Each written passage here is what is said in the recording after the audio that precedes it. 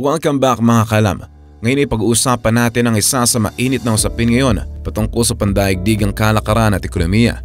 Ito ay tungkol sa bagong currency na pinaniniwalaang siyang magpapali sa pwesto ng US dollar bilang makapangyarihang pera sa mundo. Ano nga ba itong currency na usap-usapan ngayon sa buong mundo na pinaniniwalaang kayang magpatumba sa dolyar ng Amerika? Sino nga ba ang lilikha ng currency na ito at paano nila ito gagawin? Ating tatalakayin lahat ng yan mga kaalam, ang bagong currency na maaaring magbago sa takbo ng ekonomiya sa mundo. Sa mahabang panahon mula sa pagkakatatag ng dolyar ng Amerika bilang international currency ng mundo, lalo na sa pakikipagkalakaran ay naging malakas ang dolyar na siya ring nagpalakas sa bansa ng Amerika.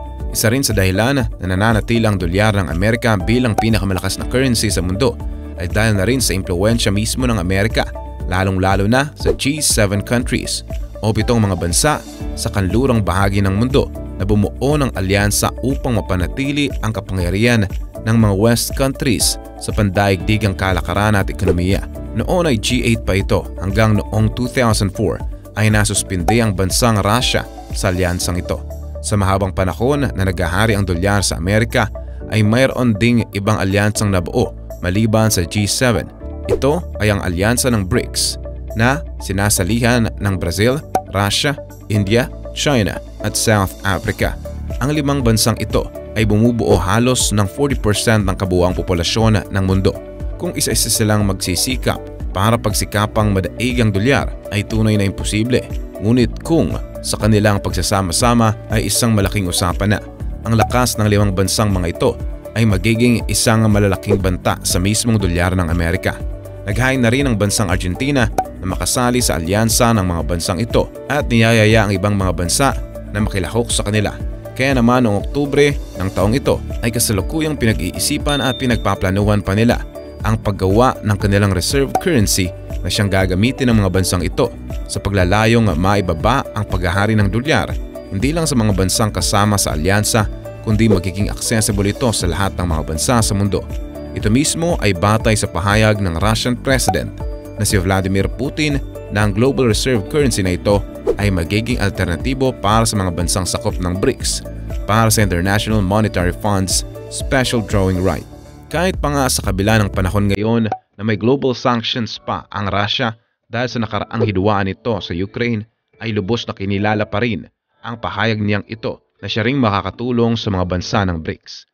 Ating talakayin naman kung paano ang bansa ng BRICS ang makikinabang sa planong ito na gumawa ng global reserve currency at paano ito makakatulong lubos sa kanila. Una sa lahat ay ang bansang Brazil.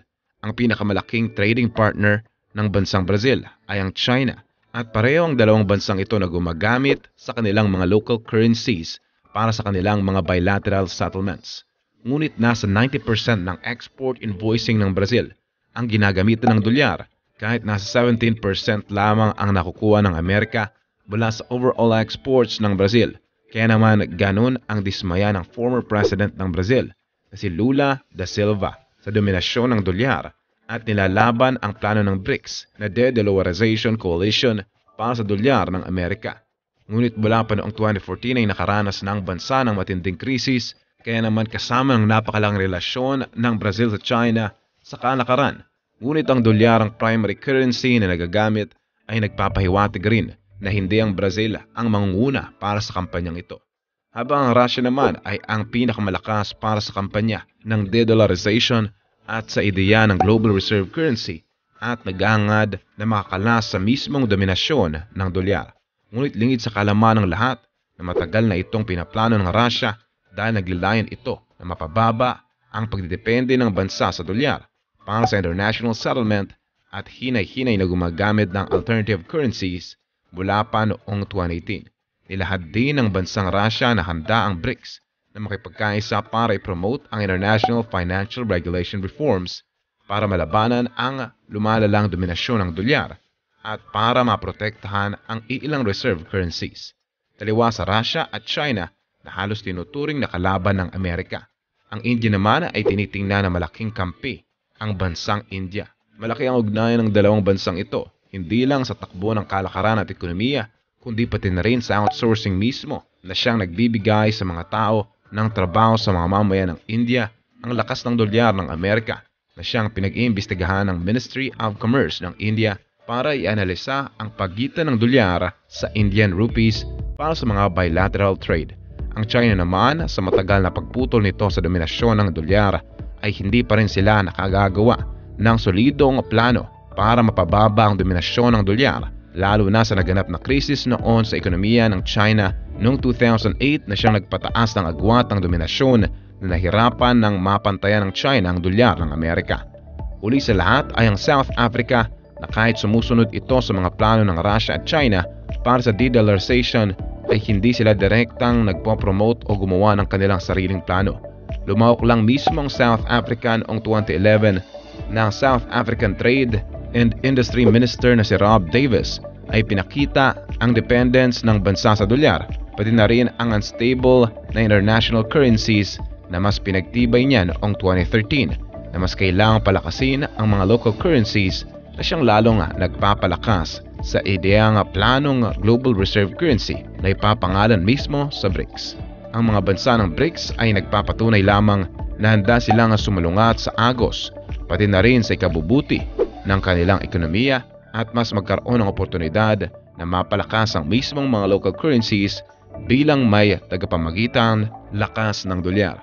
Ang pinakapangunahing dahilan mismo ng kampanyang ito na mag-develop ng SDR-like basket currency na isang global reserve currency na para matugunan at makontrol ang US dollar hegemony at makalika ng isang impluensya para sa unit of currency na ito.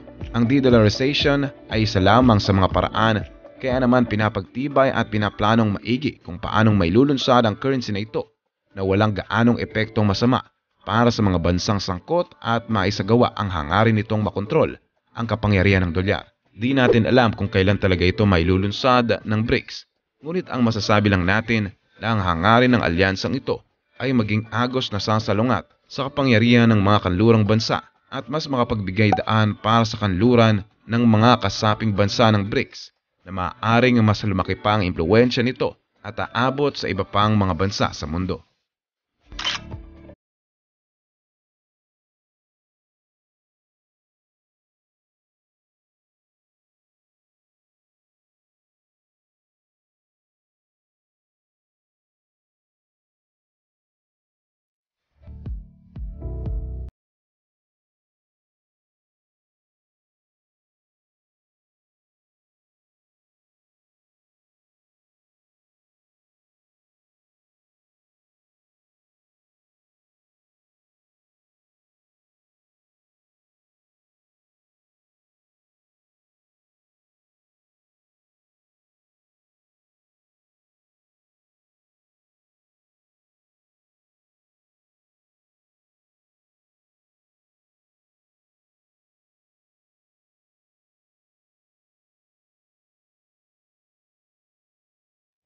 Kaalam, anong masasabi mo sa ating nakamamang topic ngayon?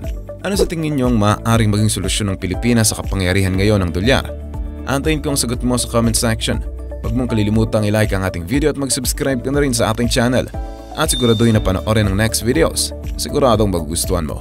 Ito ang inyong kaalam na nagsasabing, knowledge has a beginning, but no end.